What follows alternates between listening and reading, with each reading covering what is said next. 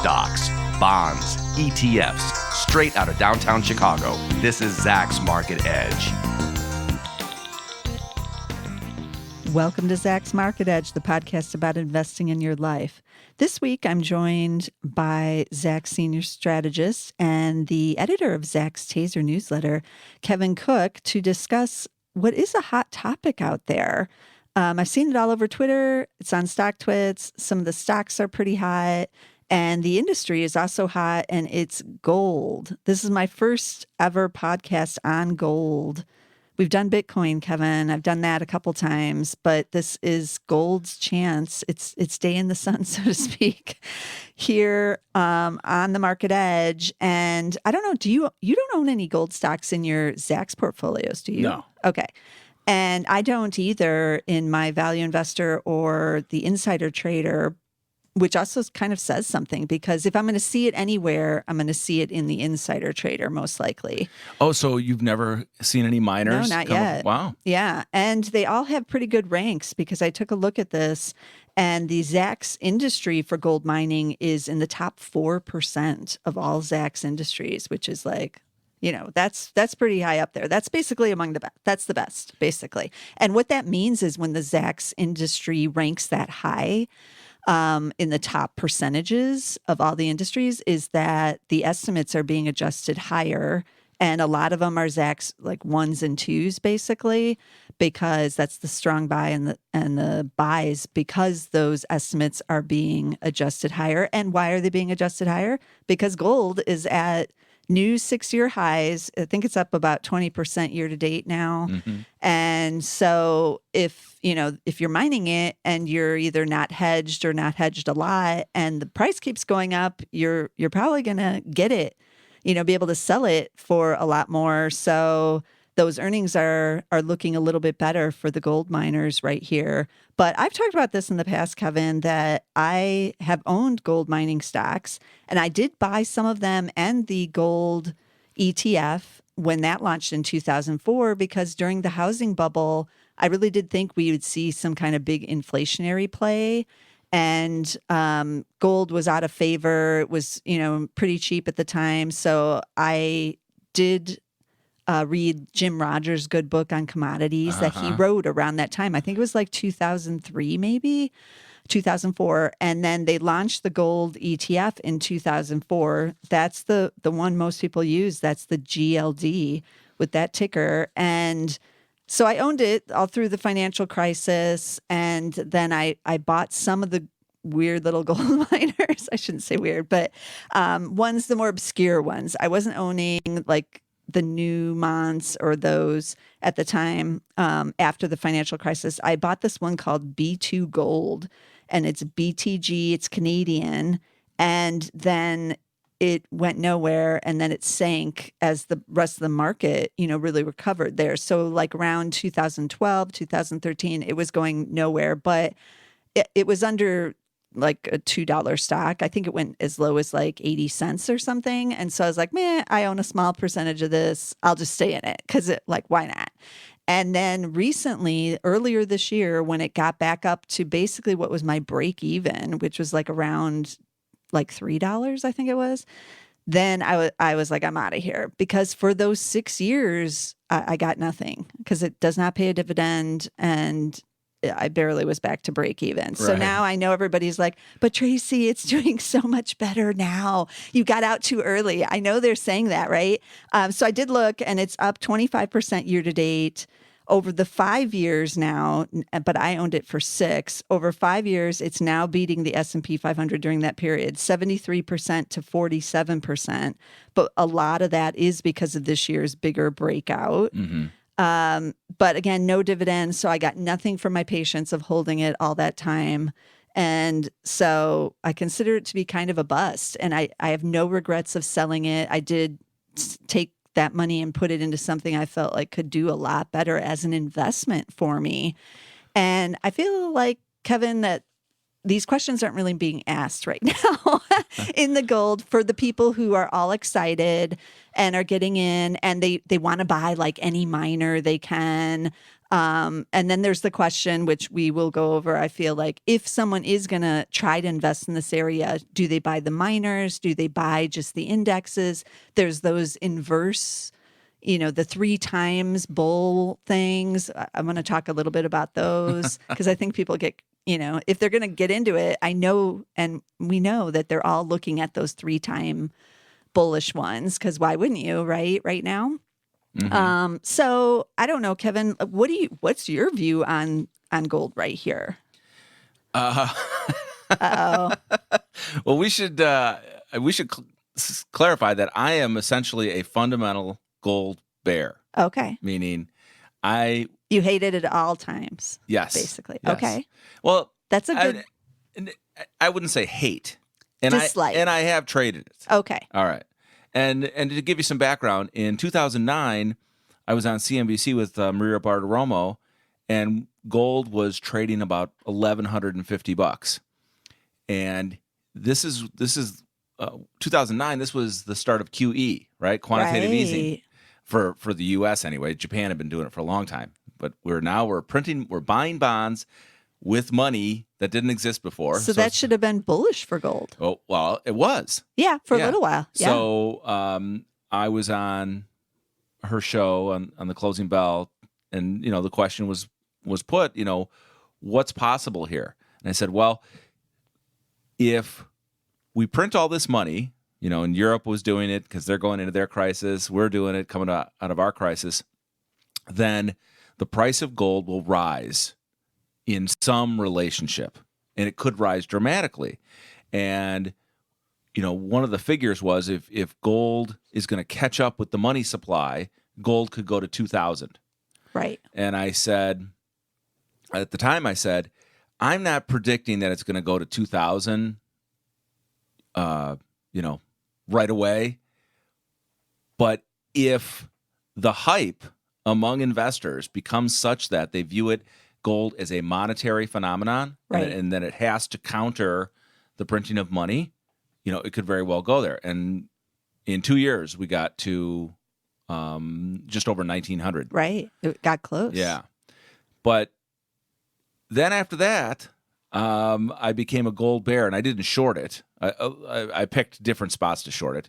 But I have 3, maybe 4 fundamental arguments against investing in gold that are all coming from different places. Yeah, okay. And the first one is that fiat central banking, where a bank can just print money and it's not tied to gold, it's here to stay, whether you like it or not. Okay. Right?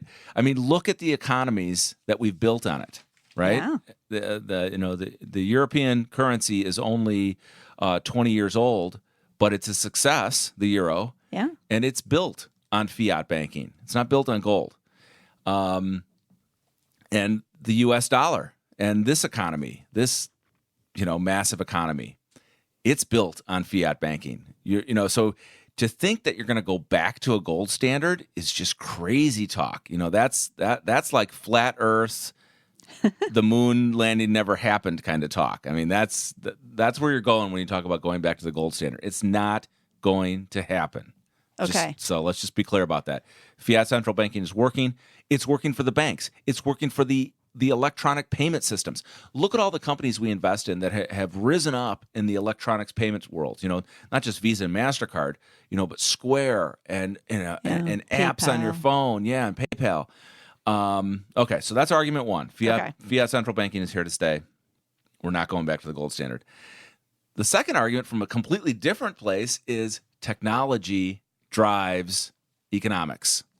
Okay, and this has been true throughout history. Technology drives economics.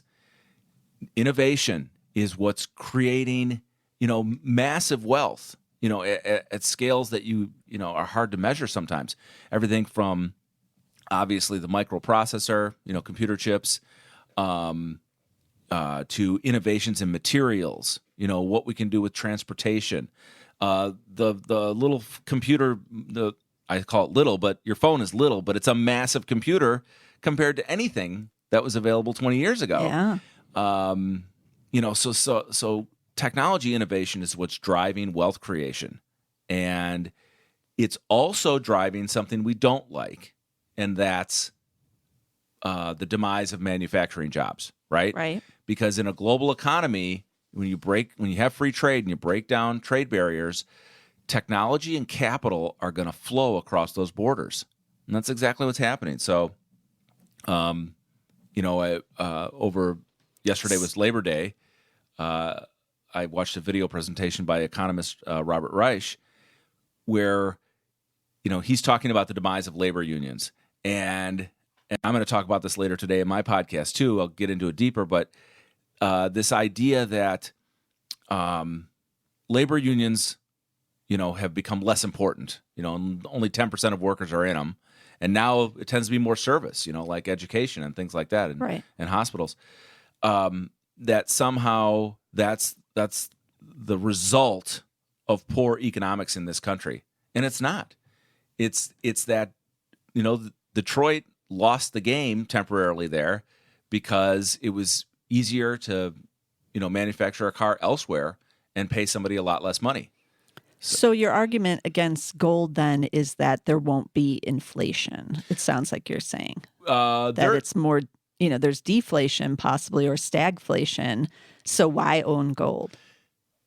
Even if there is inflation, I say don't own gold. Okay. So I do have an argument about inflation, but Okay. right now, I mean, just think about what is moving 10 times faster than anything to do with gold. It's technology innovation. It's your mobile device. It's the internet. It's the coming dawn of big data and AI information systems. I mean, they're already here, but they're going to keep getting smarter. Moore's law, which I'm sure you are familiar with, was that the guy from Intel was that chips would double in power and shrink by half every 18 months. And that was pretty accurate for a long time, from the 60s when that prediction was made into the 2000s. It was pretty much a 45-degree angle of power. Well, it started to level off, that growth rate. Like, they were still shrinking chips and giving you more power, but the rate was slowing down. Well, then along comes NVIDIA with their parallel processing chips, which they can miniaturize into, you can hold 21 billion of them in one hand, and they basically reinvented Moore's law. So that they were going. This is the prediction from Jensen Huang at NVIDIA, is that they're going to accelerate Moore's law because they're going to keep shrinking and keep multiplying the power. And I told you about this company last week. Cerebras is a private company that just made a chip with over 1 trillion transistors. Wow! So it's like, it's like 64 of these things that Jensen Huang puts together in a box to create. Right. To create AI. Now they've got it on a big wafer. So just amazing things are happening there. Okay, so now to the inflation argument. Okay, is this number 3 then? No, so number 3 is don't fight inflation with gold. Okay. And the reason is I was a currency trader for over 10 years. And I always said, like, you're going to use gold to fight inflation? Just trade the euro. Like, the dollar is not collapsing. What is the dollar? I mean, interest rates are low, but what has the dollar done? It's only gotten stronger. And we should talk about some of the factors that have driven this 20% rise in gold. I think people should understand that it has a lot to do with interest rates dropping, going negative in some places. Right. And it's not really about inflation right now. Okay. So back to the anti-inflation argument, why you don't use gold to hedge inflation. I used to say, just trade the euro. Now, and that was 15 years ago. Here at Zacks, as I've become a better investor and research analyst on stocks, I say, just buy stocks. I mean, stocks are the best way to beat inflation over the long run. If you complain about, interest rates are so low, I can't make any money in my bonds or my fixed income, well, you shouldn't have all your money in bonds or fixed income. I mean, if you get to a point where retirement and you want to be liquid and you don't want to have any money at risk, and you know what you need to live on for the next 20 years that you might live to be 100 or whatever, Right. then fine. Yeah, go to bonds, go to safety, go to cash. But until you're at that point, it's stocks, baby. That's the way to beat inflation. And you're going to crush inflation, over long periods. Maybe not every year, Right. but in a bull market like this, 90% of the time you're going to crush inflation by owning equities, even if you just own, an index fund, right? Right. Okay. So we've got to make sure people understand that why has gold jumped here. It's because the Fed, exactly a year ago, the Fed was hawkish. They were getting ready they were going to raise rates 5 more times. They were going to raise the Fed funds rate. It was going to be up to nearly 3%. Yeah. And then we had, not only a stock market collapse or mini correction in Q4, but the credit markets sort of tightened up. I don't want to say they seized up. They didn't stop working, but there was this panic in the credit markets, and so the Fed backed off. And the next thing we know, the Fed is cutting rates, and they might cut rates again. So this whole shift of Europe's going to negative rates. I think Denmark has negative interest rate mortgages. China is slowing. The U.S. is going to take Fed funds down to 2% or lower. This is what's driving gold. Okay.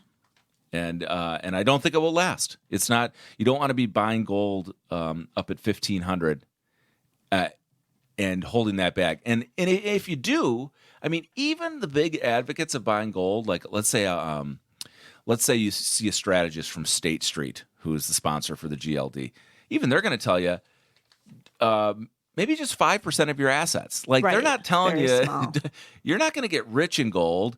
Well, this is the thing I've been hearing. People are like, oh, I've sold all my stocks and I put it all into gold. Yeah, that's crazy. And that's like nuts to me. And that trade might work over a 2-month, 6-month period, but it's not the way to manage your money. Right. It's not the way to invest. And I feel like investors and traders even are getting pulled into, there is a trade in the gold stocks for sure right now. Mm-hmm. And investors are getting pulled into that because the returns haven't been that great this year. We got the bounce off of the sell-off last year, but they're looking to outperform, and they keep seeing these articles like, oh, such and such a gold stock is up 50% year to date. And they are chasing the returns now. Because I took a look at a couple of the bigger gold stocks. Well, that's like getting pulled into Bitcoin. It was the same thing. Yeah. We just had this crazy thing in Bitcoin. Right. It's funny. It's happening again. What did Bitcoin get up to? Bitcoin got up to 19,000, right? Yeah.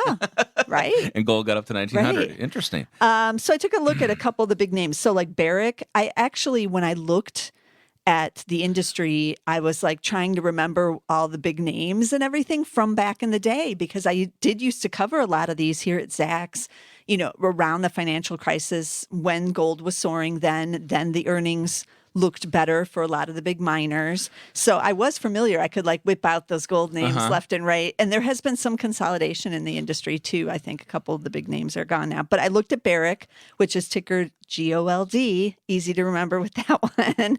And they're up 44.9% year to date so far. Anglo Gold was another big one I used to write on. AU is the ticker there. They're up 84% year to date. Mm-hmm. And then Royal Gold, which I have written on here at Zacks just recently, in fact, for my bull of the day. Royal Gold is RGLD. They're not a miner. They buy the metal streams and the royalty rights. Oh, okay. So everybody else is doing the mining. They own whatever comes in. I like that concept a lot better if I have to own one of these. And that's up 60%. It's sort of like a midstream energy company, that places themselves somewhere in the stream. But they have contracts. So they have 40 providers, and, they go dig it out and then they get the proceeds basically. So, I like that a lot. The earnings are on the move higher, but they're trading at 52 times now. And they pay a dividend because they'll pay out what comes in, kind of like a REIT. Okay. But right now, because the stock has soared so much, their dividend yield is only 0.8%. Mm-hmm. So not even so great. But and you say dividend, I left out one part of the, gold has rallied because interest rates are low. People might say, well, so what? What does it have to do? Well, because if you want to invest in gold, you have to store it and possibly insure it. You have to pay somebody. Right. Physical gold That's the other sits in a thing. vault. You have to pay somebody to store that for you. So there's always a storage cost or an interest cost. The GLD, I'm not sure what the expense ratio is now, but the GLD 0.4 now. Oh, okay. So it's not. It's not that bad. Yeah, it's not. Yeah. But still, that's why GLD in its lifetime is not tracking where gold is. Like I'm looking at the gold futures right now. They're trading $1,550, and GLD is not tracking it. Exactly 10%. Right. GLD is only trading $1,450. That's how much value it's lost over time. Yeah, for sure. Well, that's another thing to keep in mind. So people are jumping into these gold miners thinking it's going to track, exactly what gold is doing, which right now it just happens to be because no one was in these stocks even, a year ago, as you were commenting. So now everybody's diving in. So they're soaring and all of that. But I mean, if you're a miner, you have to get it out of the ground. Yeah, you have fixed costs. Yeah, you have a lot of things can go wrong, even weather related. You can have labor strikes. This happens. You can be shut down by governments over, environmental issues. Like I've had all that happen when I've owned these miners. Mm-hmm. So I just like to caution people out there thinking that owning the miners is the way to go, is that it has risks. You could say that an average cost, roughly, for a lot of miners is between $700 and $800 per ounce. Yeah. To get you that finished ounce of gold costs them, say, $750. Now, some miners have lower costs, and so you favor them. Right. The other element, which you sort of mentioned in the beginning, is you don't know how much anyone has hedged. Right. If they use the futures contracts to sell forward to lock in a price. So right now, you could have gold miners like, hey, look at that, $1,550. I can sell gold December futures for $1,550. Well, if they already sold this year's production at $1,350, at $1,350 6 months or a year ago, then they're locked in. They're not making any new money off the rise in gold prices. Right, which is something that everyone who's looking at any of these stocks needs to find out before they buy in any of them. So that leaves me with the other side of the coin. Why not just buy the GLD because you are buying the physical? But of course, it's not going to be up as much. So year to date, that one is up only 11.1%, but that's as of July 31st because I was looking at their prospectus on it. And then 5-year, they're up 1.7. That's it. Yeah. And you know what? For a large portfolio, let's say, a large manager, he's managing 10 billion or 100 billion. He may put that's fine. To them, it's like, oh, that gave us balance in our portfolio because we had all this risk over here and we didn't want to be in cash. So owning gold was fine for us. Yeah. I forgot one other sector. When I talk about technology innovation, I'm talking about computer chips and materials and the mobile phone and, fracking and energy. I left out biotech. Okay. We're in the beginning stages of a genomic revolution here. And so just like I wouldn't tell everybody to rush out and buy biotech stocks, that's the way I look at gold too. It's like, you don't rush out and put half your portfolio in biotech stocks. And believe me, I know from experience you don't do that. Right. But having some money exposed to the biotech revolution in the genomics revolution. I just profiled a new ETF this weekend from a fund family called ARK Investments, and they have, like, how we have the innovators portfolios here. Yeah. Like I run healthcare innovators. Right. Brian Boland runs technology innovators. They have some ETFs built around the technology innovation concept.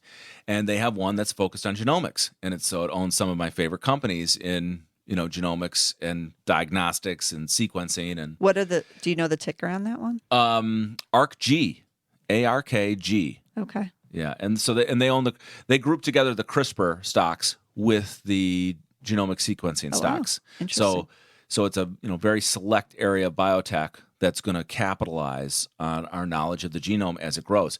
So to me, I'd rather see somebody buy ARKG, that ETF, than GLD. Right. Anybody. I don't care who you are, how old you are. If you have 5% of your portfolio available, put it in ARCG, and it will outpace GLD over the next 5 years. I can't guarantee it. You can hunt me down if I'm wrong, but that's my recommendation. GLD is like buying gold is the old school. It's not where, as you said, the innovation is being made. It's really old school. Well, gold, yeah. I mean, how it was. Let's say it was 80 years ago that John Maynard Keynes called it the barbarous relic. Right. Now right. he was a little bit ahead of his time. He was. And he's had to eat some crow since then. But he saw where modern finance was going. Yeah. And he saw, that gold standards were going to continue to get disrupted by modern finance. Okay. Now, I do want to talk about the leveraged gold, the ETFs and the ETNs, because I know a lot of people are into these now too. We're moving further into the spectrum of things you don't want to touch. Right. But I do want to cover them because I know people are into these. So this is for professional traders only. Right. Basically. And they even say that now. They warn about that. So the first one I found was Velocity Shares 3 times long gold ETN. It's ticker UGLD. And right there, Velocity Shares kind of tells you, because that's who runs it, that it's going to have a lot of velocity on this one. And they do give a warning. They say that it's a daily trading tool for sophisticated investors. Right. And you shouldn't be buying these to own for like months. Yeah. Anything that's leveraged is usually a 3 or 4 times removed derivative. So you're trading a derivative of a derivative of a derivative, because these not only are they leveraged, but they have to use different swaps and futures and other instruments. Right. To corrode. Now, I'll tell you about a professional who is trading UGLD, and that's our own Jeremy Mullen. Okay. And he's made money on it. Right. But he's a professional trader. Right. He knows when to get in. Yes. He has a rough idea of when he wants to get out. Right. And he knows what kind of risk he can take, where he knows how to get out quickly if things turn against him. Yeah. Is that in the Counter-Strike? Yes. Yeah. So, yeah, he runs the Counter-Strike newsletter here, and I did see that he's been in gold and making some trades there. But he's not in the Direxion 3 times gold miner ETF. That's a popular one too. Is that NUGT? That's NUGT. NUGT? Yes, you knew that one. Yeah, wow. Yeah. Oh, I traded it. Yeah. So, but that year to date, even though again you're not supposed to hold it for months on end, year to date it's up 147% now.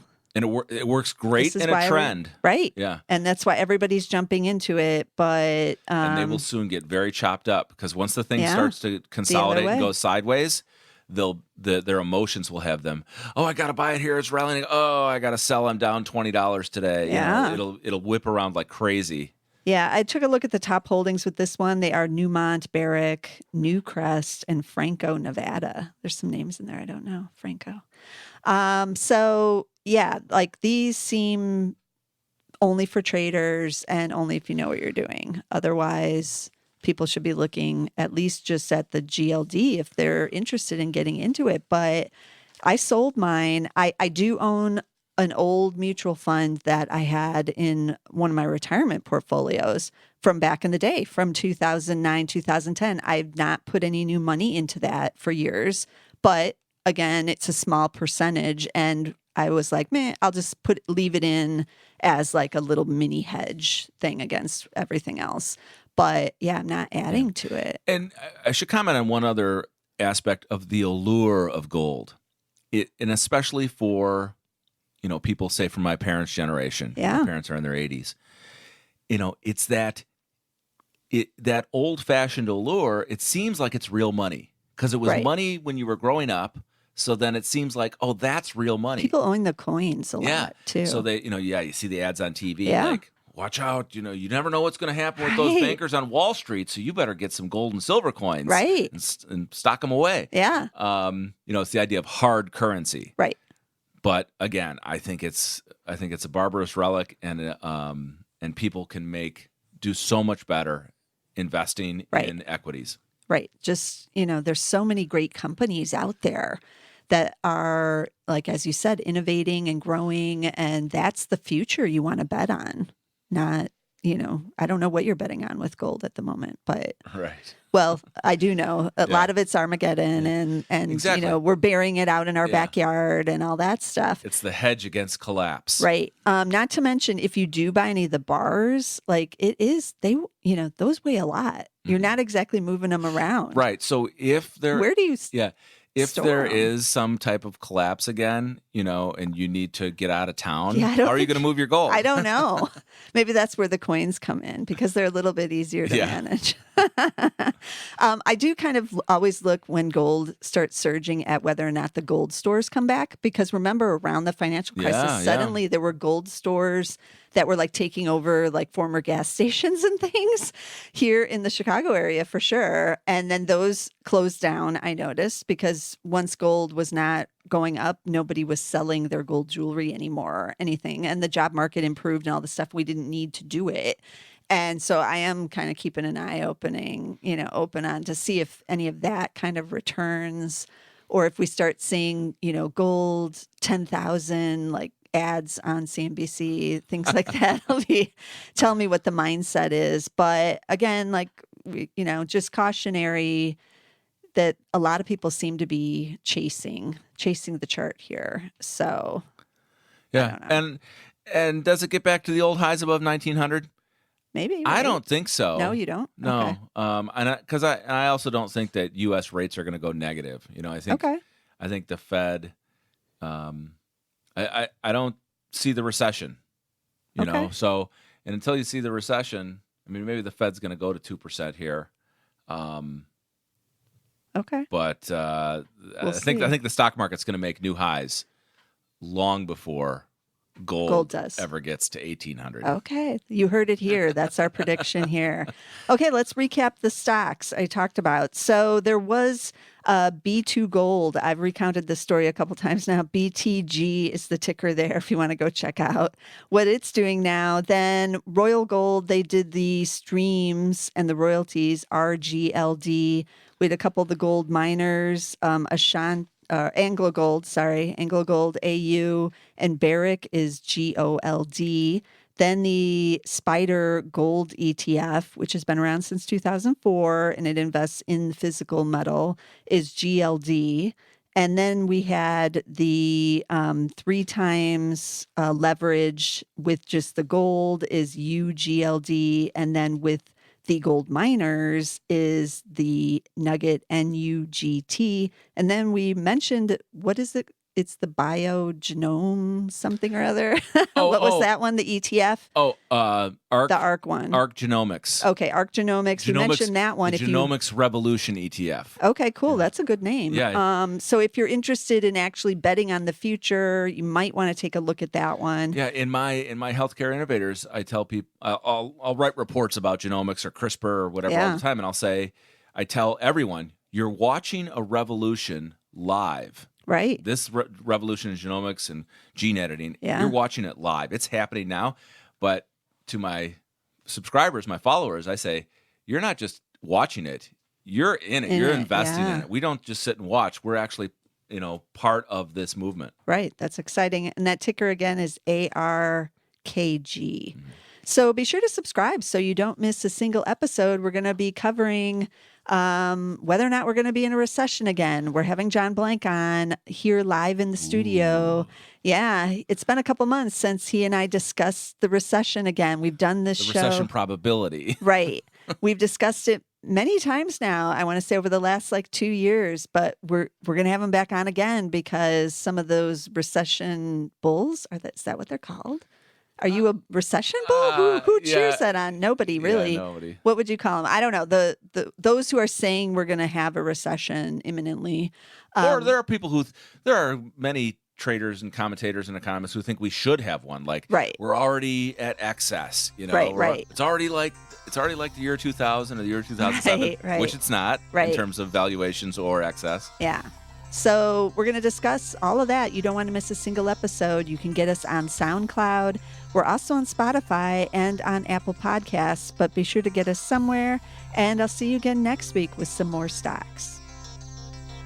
This material is being provided for informational purposes only, and nothing herein constitutes investment, legal, accounting, or tax advice, or a recommendation to buy, sell, or hold a security. Do not act or rely upon the information and advice given in this podcast without seeking the services of competent and professional legal, tax, or accounting counsel. Publication and distribution of this podcast is not intended to create, and the information contained herein does not constitute an attorney-client relationship. No recommendation or advice is being given as to whether any investment or strategy is suitable for a particular investor. It should not be assumed that any investments in securities, companies, sectors, or markets identified and described were or will be profitable. All information is current as of the date herein and is subject to change without notice. Any views or opinions expressed may not reflect those of Zacks Investment Research as a whole.